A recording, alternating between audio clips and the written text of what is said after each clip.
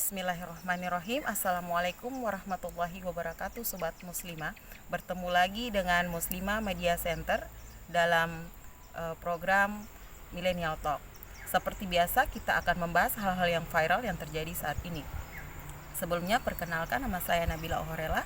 Di sini saya tidak sendiri, saya ditemani oleh narasumber saya, Kak Lia. Ya, Kak Lia, gimana kabarnya hari ini, Kak? Alhamdulillah, luar biasa. Allahu Akbar. Alhamdulillah, semoga Sobat Muslimah dimanapun berada juga senantiasa dalam keadaan sehat walafiat. Jadi gini, Kak, sekarang ini sedang ramai di pemberitaan baik itu di media televisi maupun media sosial terkait dengan hal-hal atau tragedi yang lumayan menguras emosi sampai menyayat hati. Di antaranya yaitu beberapa waktu lalu seorang remaja perempuan duduk melamun di tepi jembatan sehingga dia itu mengundang perhatian masyarakat yang berlalu lalang. Kemudian, Kak, ditemukan juga di salah satu akun media sosial Beta Maluku, nama akunnya itu, di mana beritanya itu terjadi tragedi bunuh diri yang dilakukan oleh seorang dosen, bahkan mahasiswa. Kemudian kasus serupa juga terjadi pada seorang bapak dan anaknya. Jadi gini, Kak, setelah ditelusuri ternyata kejadian tersebut itu terjadi karena faktor depresi, di mana kita ketahui bersama bahwa faktor depresi ini sangat mempengaruhi kesehatan mental seseorang. Jadi yang ingin saya tanyakan adalah bagaimana kesehatan mental ini menurut Islam.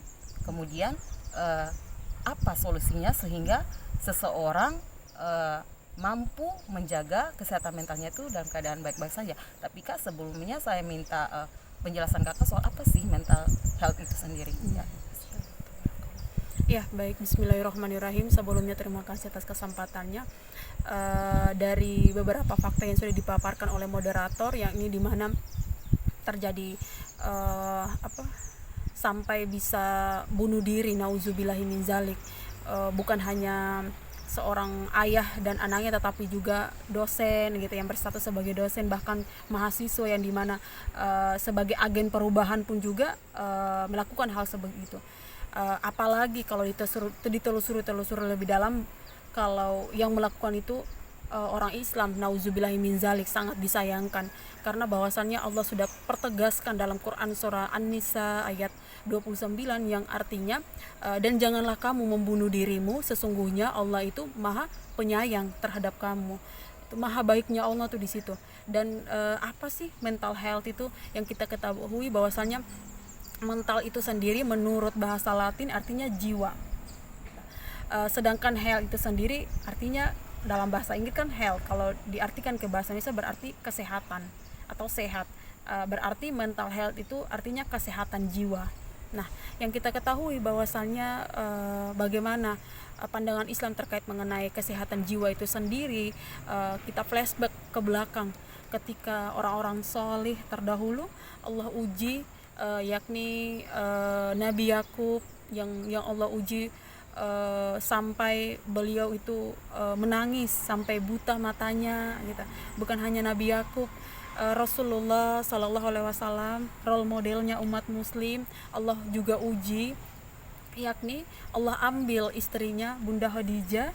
Bukan hanya istrinya Allah ambil, tetapi pamannya juga di tahun yang sama, sampai-sampai para sahabat mengira bahwasannya pada saat itu Rasulullah juga akan meninggal gitu. Sehingga disebut sebagai tahun kesedihan juga. Nah, dengan adanya hal ujian atau cobaan tersebut, bukan berarti kita malah meninggalkan Allah gitu. Malah ini justru untuk mendekatkan kita terhadap Allah Subhanahu wa taala gitu. Masya Allah. Berarti tidak salah dong orang yang mengalami dengan kesehatan jiwanya. Iya, kesehatan orang yang mengalami kesehatan jiwa atau gangguan jiwa ini bukan berarti orang yang kurang iman gitu, tetapi menunjukkan bahwasannya kita ini adalah makhluk lemah, manusia membutuhkan sesuatu yang lebih, yaitu sang pencipta, sang holik ini itu sendiri. Nah, bagaimana solusi dalam Islam terkait mengenai hal itu tersebut? Yang pertama yaitu akidah. Kita tanamkan akidah yang lurus. Akidah yang lurus terkait mengenai apa? Yakni tujuan dia hidup di dunia itu untuk apa gitu. Yang dimana tujuan dia hidup di dunia adalah untuk mempersiapkan segala sesuatu untuk kehidupan yang kekal, yakni di akhirat gitu. Kita tanamkan itu. Karena kenapa? Kalau kita sudah tanamkan akidah yang kuat, insya Allah akan melahirkan sikap-sikap yang memang didasari itu karena Allah Subhanahu Wa Taala. Sehingga ketika ujian yang datang pun juga dia akan kembalikan kepada Allah gitu. Bentuk penguatannya semuanya dari Allah gitu. Karena tadi tujuan hidupnya kan untuk mencari amal bekal untuk kehidupan selanjutnya, yakni akhirat gitu. Dan di sini sudah dipertegaskan dalam salah satu hadis Rasulullah Sallallahu Alaihi Wasallam, yakni sungguh mengagumkan urusan orang yang beriman apabila seluruh urusannya itu dia selalu senantiasa mengucapkan rasa syukur gitu, sehingga setiap harinya itu Allah selalu memberikan keberkahan terhadapnya. Dan ini salah satu hadis yang memang diriwayatkan oleh hadis riwayat Muslim. Dan ketika akidahnya sudah kuat, insya Allah bisa membuat dirinya itu menjadi kuat ketika menghadapi permasalahan-permasalahan yang terjadi. Nah, yang pertama itu akidah. Yang kedua apa? Peran negara untuk mengatasi urusan-urusan masyarakat. Negara itu dia sebagai riayatul syu'ail ummah.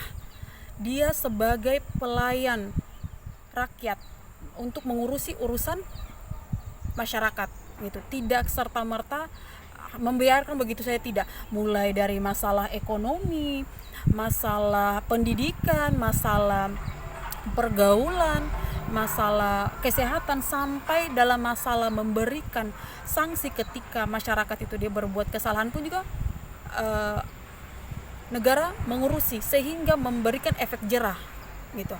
Contoh kita ambil dari masalah pendidikan yang dimana yang seharusnya generasi sekarang ketika memberikan pelajaran harus sesuai dengan tumbuh kembangnya gitu. Bisa jadi ketika seseorang itu dia diberikan tugas oleh baik itu dosen maupun guru yang tidak sesuai dengan tumbuh kembangnya, bisa tadi berakibat sampai depresi karena tidak sesuai dengan kemampuannya gitu. Jangan sampai anak SD diberikan tugas sama seperti anak kuliah atau anak SMA gitu. Jadi bahwasannya penting juga peran negara untuk mengoptimalisasi dalam masalah pendidikan gitu. Bukan hanya masalah pendidikan, masalah kesehatan juga tadi yang sudah disebutkan dari kasus yang terjadi bunuh diri yang dimana tidak kunjung sembuh gitu, sehingga diajak juga anaknya gitu sampai bunuh diri gitu, anak dan seorang bapak ya. Sangat disayangkan karena kenapa? Seharusnya dalam masalah kesehatan pun ini negara mengurusi, tetapi tidak, sehingga bisa menimbulkan resiko-resiko yang sampai bunuh diri. Dan pentingnya untuk peranan negara di situ. Ya, mungkin tadi solusi dari Islamnya seperti begitu, Kak. Makasih.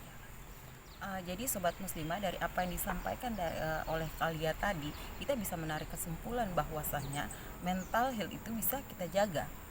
Pribadi kita bisa menjaganya dengan cara meningkatkan akidah kita. Kemudian negara juga harus mengambil peran untuk melayani masyarakat dari berbagai aspek, baik itu aspek ekonomi, kesehatan, pergaulan, bahkan sanksi ya. Kemudian seharusnya sebagai muslim yang taat dan yakin atas kuasa Allah, kita harus percaya bahwa Allah Subhanahu wa Ta'ala itu memberikan cobaan kepada setiap hambanya, tidak akan melebihi batas kemampuan hamba itu sendiri. Kemudian sobat muslimah, ketika kita memiliki masalah, cobalah kita janganlah kita menempatkan diri kita seakan-akan kita ini adalah orang yang benar-benar memiliki masalah yang tidak bisa diselesaikan. Kita harus yakin bahwa setiap masalah yang ada pada diri kita mampu diselesaikan oleh Allah Subhanahu wa Ta'ala gitu ya, Kak ya. Ya, demikian apa yang disampaikan tadi oleh Khalia, semoga bermanfaat bagi kita semua ya sobat muslimah. Lebih dan kurangnya kami mohon maaf. Sesungguhnya jika ada yang kurang itulah berasal dari kami, dan jika ada yang benar bahwa itu berasal dari Allah Subhanahu wa Ta'ala. Demikian, wassalamualaikum warahmatullahi wabarakatuh.